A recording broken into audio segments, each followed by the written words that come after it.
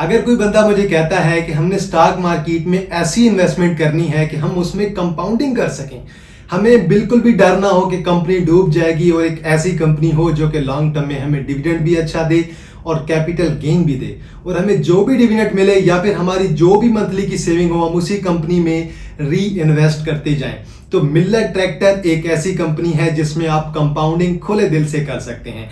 अब अगर किसी बंदे ने 2008 में मिल्लर ट्रैक्टर के 1 लाख जो है वो अमाउंट से शेयर्स बाई किए होते तो तकरीबन 20 रुपए पर शेयर के लिहाज से उस बंदे के पास तकरीबन 5000 शेयर होते।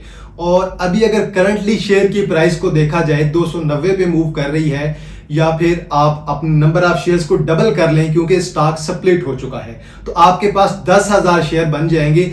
अब अगर इसी 10,000 को आप मल्टीप्लाई करेंगे शेयर की करंट प्राइस से जो तकरीबन 290 के राउंड अबाउट मूव कर रही है, तो आपकी वही अमाउंट 1 लाख से इंक्रीज होके तकरीबन 30 लाख के करीब पहुंच जाती है। और ये तकरीबन 29x टाइम शेयर आपका इंक्रीज हुआ है। लेकिन इसमें अभी तक मैं सिर्फ और सिर्फ कैपिटल गेन काउंट कर रहा हूं, बल्कि डिविडेंड को मैं काउंट नहीं कर रहा।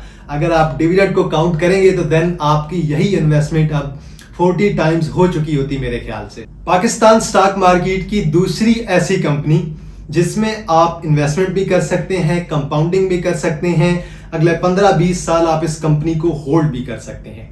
इस कंपनी का ताल्लुक हमारे ट्रैक्टर के सेक्टर से है और कंपनी का नाम है मिल्लर ट्रैक्टर लिमिटेड। यकीनन आप लोगों ने मैसी फर्गूसन का नाम सुना होगा, जो कि बेसिकली फ्रांस की कंपनी है, और मिल्लर ट्रैक्टर के पास अभी जो टेक्नोलॉजी है वो सारी की सारी मैसी फर्गूसन वालों की टेक्नोलॉजी है।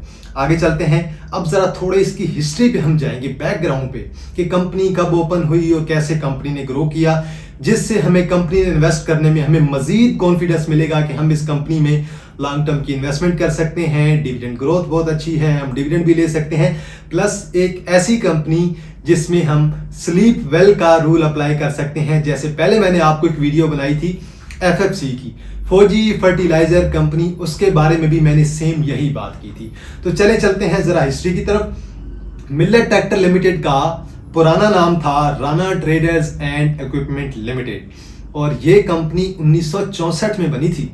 आज़ादी के बाद 1964 में ये कंपनी जो है बनी, और बेसिकली ये कराची बेस्ड कंपनी थी। कराची में ये अपने ट्रैक्टर्स इंपोर्ट करते थे और देन पूरे पाकिस्तान में ये ट्रैक्टर्स अपने सेल कर देते थे। मतलब कि इनकी अपनी किसी किस्म की कोई भी प्रोडक्शन नहीं थी। खैर, अभी तो हालात काफ़ी ज़्यादा मिल्लर ट्रैक्टर के चेंज हो चुके हैं। अभी मिल्लर ट्रैक्टर जो है वो 90% ट्रैक्टर जो है पाकिस्तान में ही बना रहे हैं।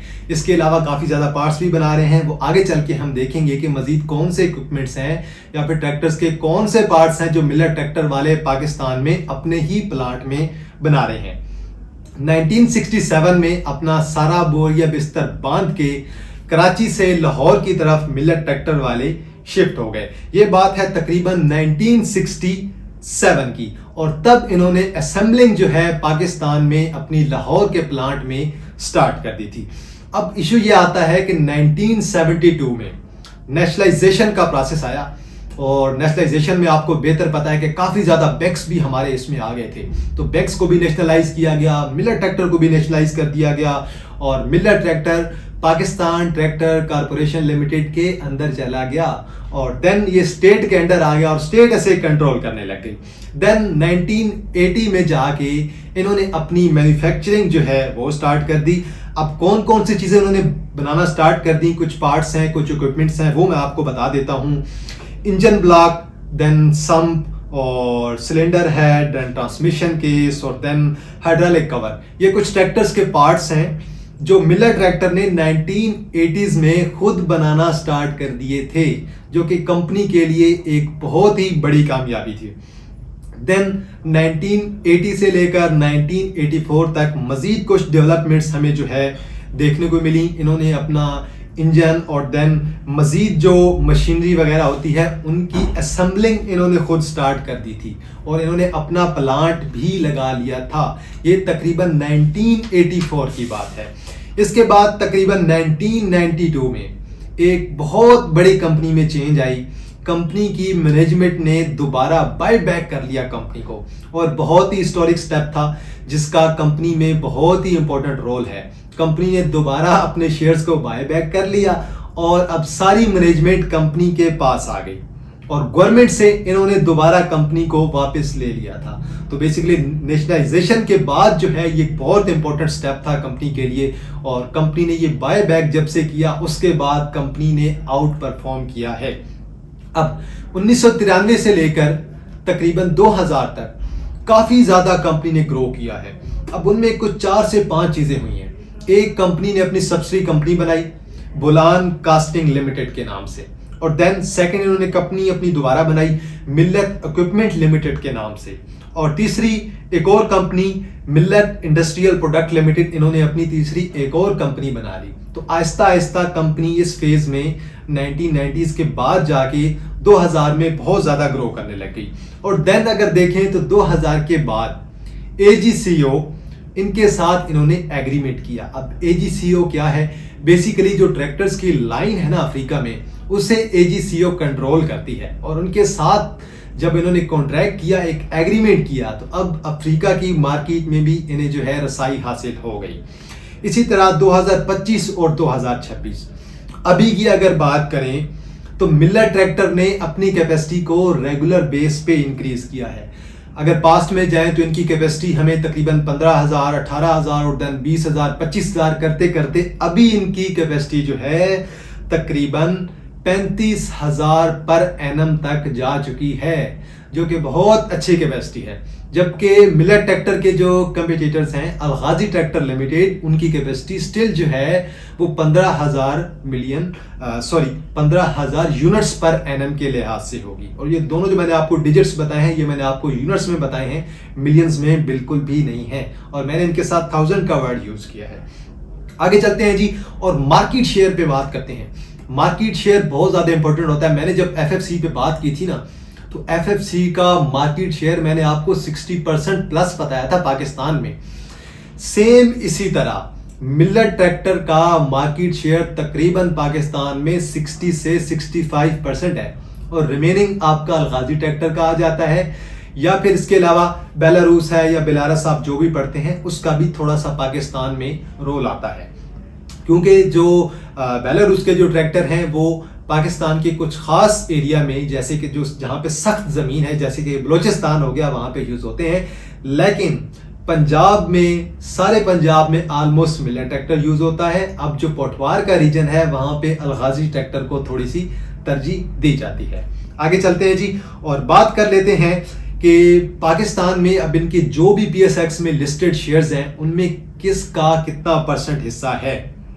अगर आप ये देखें, ऑनरशिप को देखें, तो पब्लिक के पास तकरीबन 41% की ऑनरशिप है, और देन डायरेक्टर्स और फैमिली के पास तकरीबन 30% की ऑनरशिप है। इसी तरह जो एसोसिएटेड कंपनीज हैं उनके पास तकरीबन जो है 12% की ऑनरशिप है। अब हम बात कर लेते हैं जरा कि पाकिस्तान में इनके ओवरऑल डीलर्स कितने हैं। तकरीबन मिलर ट्रैक्टर के पाकिस्तान में 85 मेन डीलर्स हैं, और स्पेयर पार्ट के इनके जो डीलर हैं वो तकरीबन 70 प्लस जो है वो स्पेयर पार्ट्स के इनके डीलर्स हैं। इसी तरह अगर हम बात करें कि ऑथोराइज जो है वो मिलर ट्रैक्टर की तरफ से इनकी वर्कशॉप कितनी है, तो तकरीबन सुनने में आया है कि 450 प्लस जो है इनकी वर्कशॉप है, और ये सारी की सारी जो वर्कशॉप हैं ये ऑथोराइज हैं मुकम्मल तौर पे। अब ये जो ट्रैक्टर्स बेसिकली बना रहे हैं ये 90% मेड इन पाकिस्तान है, और काफ़ी ज़्यादा इक्विपमेंट्स जो कि यूज़ होते हैं ट्रैक्टर में वो मेड इन पाकिस्तान ही हैं। शुरू में मैंने आपको बताया था कि टेक्नोलॉजी इनकी अपनी बिल्कुल भी नहीं है। अब आगे चलते हैं और ज़रा हम बात कर लेते हैं मिलर ट्रैक्टर के फ्यूचर के बारे में कि मिलर ट्रैक्टर का फ्यूचर क्या है। इसके बाद हम टेक्निकल पॉइंट ऑफ व्यू भी देखेंगे, थोड़ा सा फंडामेंटल्स का भी देखेंगे, और थोड़ा सा ऐसे मैं कोशिश करूंगा कि अलगाजी ट्रैक्टर लिमिटेड के साथ कंपेयर भी करके बताऊं कि दोनों में अगर आप MTL को पिक कर रहे हैं तो क्यों कर रहे हैं, और MTL में आपको किस चीज का एडवांटेज होने वाला है। तो चलें जी, पहले हम देख लेते हैं जरा कि मिलर ट्रैक्टर का फ्यूचर क्या है। मिलर ट्रैक्टर ने रिसेंटली स्टॉक स्प्लिट के बाद तकरीबन 620 रुपए पे शेयर ट्रेड कर रहा था। स्टॉक स्प्लिट हुआ है, 303 या 305 की प्राइस बनी थी, और अभी ये शेयर आपका तकरीबन 290 के राउंड अबाउट मूव कर रहा है। इन्होंने अनाउंस किया था स्प्लिट के बाद कि अब ये इलेक्ट्रिक मोटरसाइकिल्स पाकिस्तान में बनाएंगे। एक चाइनीज फर्म के साथ इन्होंने एग्रीमेंट किया है कि पाकिस्तान में अब ये अपना जो है इलेक्ट्रिक मोटरसाइकिल लॉन्च करेंगे, और प्रोडक्शन के बारे में फिलहाल अभी तक हमें कोई मजीद डिटेल नहीं मिली है, लेकिन आई होप सो कि एक साल के अंदर अंदर हमें इस चीज़ में मजीद जो है इम्प्रूवमेंट दिखाई देगी।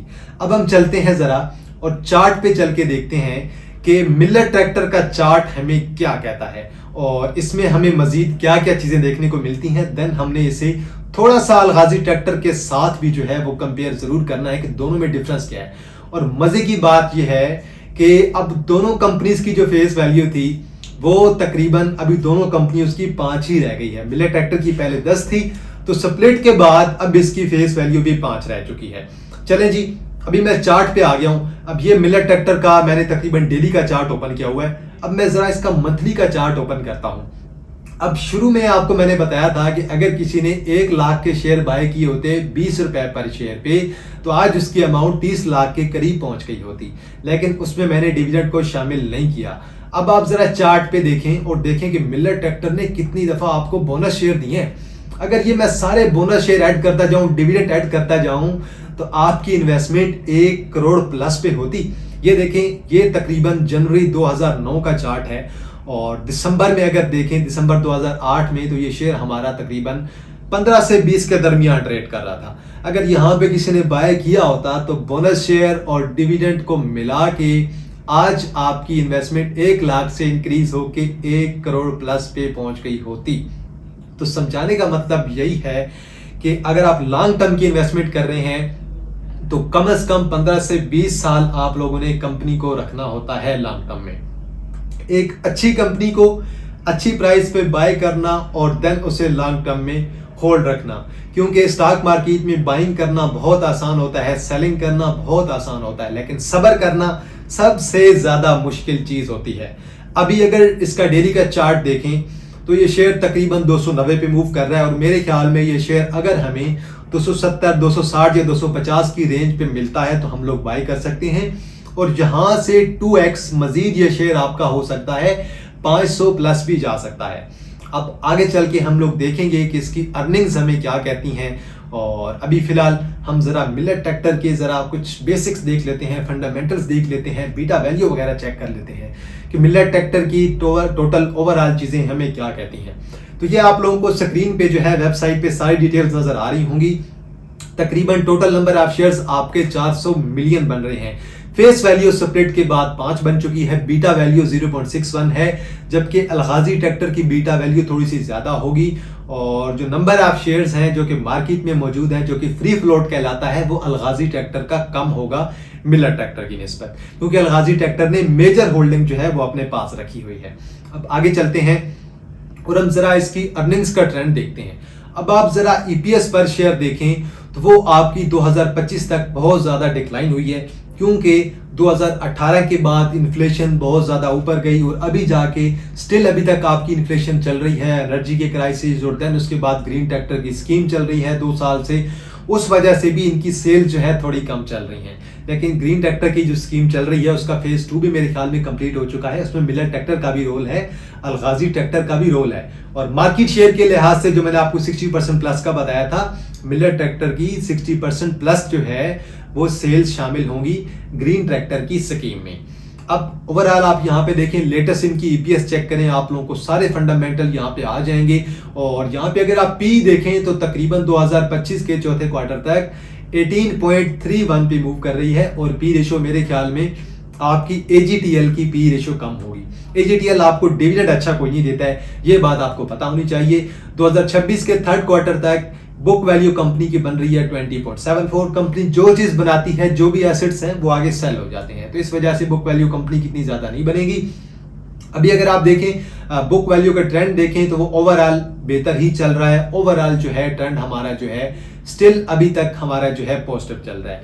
मजीद कुछ चीजें हम इस कंपनी की देख लेते हैं। रिटर्न ऑन इक्विटी कंपनी का बहुत अच्छा है, देन मजीद रिटर्न ऑन एसेट कंपनी का स्टिल बहुत अच्छा चल रहा है। मेन चीज जो हर बंदा कहता है कि यार मिलर ट्रैक्टर का डिविडेंड बहुत अच्छा है, जिसे मैं डिस्कस करना चाहूंगा और डिटेल में डिस्कस करना चाहूंगा।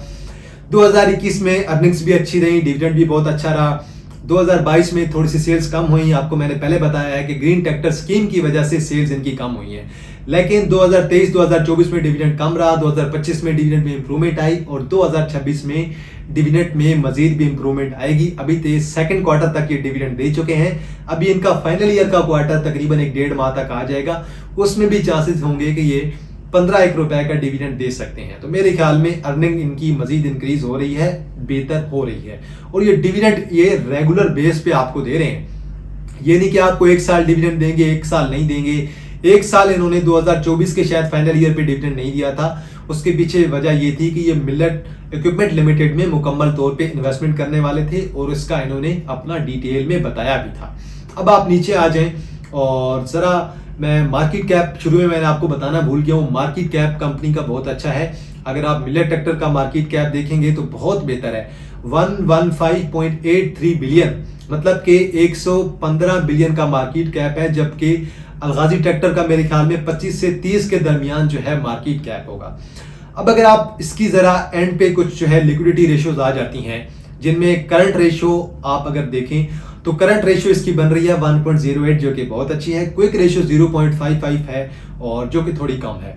इसी तरह अगर आप इसी को कंपेयर करेंगे अलगाजी ट्रैक्टर लिमिटेड के साथ, अब AGTL के स्टार्ट में आ जाएं और बीटा वैल्यू और टोटल नंबर ऑफ शेयर्स अगर देखें तो टोटल नंबर ऑफ शेयर्स बन रहे हैं तकरीबन 58 मिलियंस, जो कि मार्केट में मौजूद है, मतलब कि फ्री फ्लोट कंपनी का बहुत कम है, जो कि तकरीबन 6.32% बन रहा है। बीटा वैल्यू भी MTL से बेहतर है, मतलब कि AGTL ज्यादा अच्छी मूव देता है। नीचे आ जाए जरा और कंपनी की लेटेस्ट EPS देखें 11.69 की, और कंपनी की अर्निंग पर शेयर इंक्रीज हो रही है, लेकिन 2025 और 2026 में अर्निंग्स जो है वो ओवरऑल जो आप लोगों को स्ट्रगल करती हुई दिखाई देंगी। बुक वैल्यू अगर कंपनी की देखें, बुक वैल्यू कंपनी की बहुत बेहतर थी और अब जाके कंपनी की 2022 में, 2023 में, 24 में, 25 में, 26 में हमें एक सॉलिड किस्म का बुक वैल्यू कंपनी में हमें इंक्रीज दिखाई दिया है, क्योंकि इनके पास जो बेसिक इनके पास जो भी इनकी सेल्स होती हैं, जो भी प्रोडक्शन होती है उसमें मेजर इनकी सेल्स नहीं होती हैं, जबकि मिलर ट्रैक्टर की जो भी उनकी प्रोडक्शन होती है वो मेजर सेल्स हो जाती हैं। जो इन्वेंट्री रह जाती है इनके पास वो इनके पास ज्यादा रह जाती है। इसी तरह अगर आप चेक करेंगे सासगार का जैसे सेल्स का डेटा आता है ना मंथली का, तो उनकी जो भी प्रोडक्शन होती है वो मोस्टली उनकी सेल्स हो जाती हैं। अभी मैं देख रहा था जून का जो डेटा आया सासगार का, उनकी सेल्स जो है वो ज्यादा थी प्रोडक्शन से। जो पिछले माह की उनके पास कुछ यूनिट्स बचे पड़े थे वो अगले माह में उनके सोल्ड आउट हो गए थे। तो ये भी चीजें जो है वो देखना बड़ा जरूरी होती हैं। देन मजीद अगर देखें return on equity, return on asset और return on capital employed, regular base पे MTL का इंक्रीज हो रहा था, थोड़ा सा डिक्रीज था बल्कि, जबकि AGTL का रेगुलर बेस पे डिक्रीज हो रहा है। अब डिविडेंड हिस्ट्री पे आए जरा, 2021 में इन्होंने डिविडेंड दिया था, उसके बाद 2022, 23, 24, 25, 26 अभी तक इन्होंने कुछ भी डिविडेंड नहीं दिया। कंपनी जो कमा रही है अपने पास रख रही है, जबकि मिलर ट्रैक्टर वाले बोनस शेयर भी दे रहे हैं, प्लस साथ में वो आपको साल का अच्छा डिविडेंड भी दे रहे हैं। मतलब कि 40-50 रुपए का डिविडेंड देना मिलर ट्रैक्टर के लिए बहुत अच्छी बात है, जिससे इन्वेस्टर्स का जो कॉन्फिडेंस है वो बहुत ज्यादा इंक्रीज होता है। अब सेल्स पर शेयर इनकी देखें वो रेगुलर बेस पे इंक्रीज हो रही हैं, और मैं यहाँ पे जरा इसका डेटा, इसकी जो एक वैल्यू थी वो मैं देखना भूल गया हूँ, वो मैं वैल्यू यहाँ पे देखता हूँ, वो वैल्यू आप लोगों के साथ लाजमी शेयर करना चाहूंगा। पी रेशियो की मैं बात कर रहा हूँ, पी रेशियो मैंने आपको पहले जो है वो बताई थी, और यहाँ पे पी रेशियो मैं देखता हूँ, अगर मुझे पी रेशियो मिलती है तो मैं पी रेशियो आपको जरूर बताऊंगा। और पी रेशियो ये रही जी हमारे पास, ये रही जी पी रेशियो तकरीबन 16.79 है, जबकि मिलर ट्रैक्टर की मेरे ख्याल में 18 की पी रेशियो थी, तो तकरीबन ऑलमोस्ट सेम ही पी रेशियो है दोनों की, कुछ ज्यादा फर्क आपको दोनों में नजर नहीं आएगा। अब एंड पे आते हैं जरा, और मार्केट कैप वगैरह आप लोग चेक कर लें, मार्केट कैप भी बेहतर जा रहा है कंपनी का स्टिल। और एंड पे जरा लिक्विडिटी देखें, लिक्विडिटी करंट रेशियो अगर देखें तो तकरीबन 1.94 बन रही है एजीटीएल की, जबकि क्विक रेशियो इनकी बन रही है 1.24। मतलब कि कैश जो है वो इनके पास बहुत ज़्यादा है, और इस चीज़ में अगर ये लिक्विडेट करना चाहते हैं तो ये जल्दी लिक्विडेट कर सकते हैं और प्रॉफिटेबिलिटी के साथ लिक्विडेट कर सकते हैं। लेकिन एमटीएल ऑलरेडी एक्सपेंड इतना कर चुका है, तो उनके लिए थोड़ा सा जो है लिक्विडिटी में या फिर सॉल्वेंसी में उन्हें थोड़ा सा इशू देखने को मिल सकता है। लेकिन मेजर इशू यहाँ पे यही आता है कि एजीटीएल आपको डिविडेंड कुछ नहीं देने वाला। अब अगर मैं आपको एजीटीएल का चार्ट भी सर्च करके बताऊं और एजीटीएल भी मैं आपको दिखाऊं, एजीटीएल ने भी बहुत अच्छा गेन दिया, ये नहीं कि एजीटीएल ने गेन नहीं दिया। एजीटीएल का शेयर आपका तकरीबन 2006 में 200 रुपए का शेयर था, उसके बाद इस शेयर ने तकरीबन 750 को टच किया, अभी तकरीबन 376 पे मूव कर रहा है। इससे पहले ये डिविडेंड अच्छा देते रहे हैं, लेकिन रिसेंटली अगर हम चेक करें तो पिछले 2021 के बाद अब तक इन्होंने कुछ भी डिविडेंड नहीं दिया। 2022 अप्रैल में इन्होंने डिविडेंड दिया था, उसके बाद अब तक अलगाजी ट्रैक्टर लिमिटेड ने कुछ भी नहीं डिविडेंड दिया। तो अगर आप एक ऐसी कंपनी अपने पास रखना चाहते हैं जो कि आपको लॉन्ग टर्म में बहुत ही अच्छा डिविडेंड भी दे और स्लीप वेल वाली जो मेरी बात है वो अगर आ जाती है, तो फिर मैं ये प्रेफर करूंगा कि आप मिलर ट्रैक्टर की तरफ जाएं। आपको डिविडेंड भी बहुत अच्छा मिलेगा और प्लस आपको कंपनी में ग्रोथ भी बहुत अच्छी नजर आएगी। अब मेरे फाइनल रिमार्क्स का टाइम आया है। फाइनल रिमार्क्स मेरे इसके बारे में क्या कहते हैं। अब देखिए, पाकिस्तान जो है एक ज़री मुल्क है और एग्रीकल्चर कंट्री है। हमारा मेजर जो हम डिपेंडेंस है ना हमारी, हम डिपेंड कर रहे हैं, हम एग्रीकल्चर पे डिपेंड कर रहे हैं। तो ये तो हो नहीं सकता कि ट्रैक्टर्स की सेल जो है वो कम हो जाए। कम हो सकती है वक्ती तौर पे, लेकिन ख़त्म कभी भी नहीं हो सकती। और मिलर ट्रैक्टर इसी सेक्टर में आती है, तो मिलर ट्रैक्टर को एक बहुत बड़ा एडवांटेज है, क्योंकि ट्रैक्टर जो है हमारी ज़रूरत है। जब तक पाकिस्तान रहेगा यहाँ पे ज़राअत रहेगी, और जब तक ज़राअत रहेगी ट्रैक्टर्स आप लोगों के बिकते रहेंगे। तो चलिए जी, वीडियो को यहीं पे एंड करते हैं। और अगर कोई ऐसी कंपनी जिस पे आप एनालिसिस करवाना चाहते हैं लॉन्ग टर्म का, लेकिन कंडीशन ये है कि वो कंपनी फंडामेंटल्स की बेस पे होनी चाहिए और कंपनी आपको डिविडेंड पेइंग होनी चाहिए, क्योंकि अगर डिविडेंड पेइंग कंपनी होगी तो उससे पब्लिक के सेंटीमेंट्स बहुत ज़्यादा पॉजिटिव होते हैं और वो स्लीप वेल की लिस्ट में आ जाती है। अगर ऐसी कोई कंपनी हुई तो आप लोगों ने कमेंट सेक्शन में जरूर बताना है। तो चलें जी, आज के लिए इतना है जी। तो अगर कोई कंपनी हुई जिस पे एनालिसिस करना हुआ लॉन्ग टर्म में, तो आप लोग कमेंट सेक्शन में जरूर बताइएगा। इंशाल्लाह जी आप लोगों के साथ दोबारा मुलाकात होगी एक नई वीडियो के साथ। तब तक आप लोग अपना ख्याल रखिएगा। अल्लाह हाफिज़, फी अमान अल्लाह।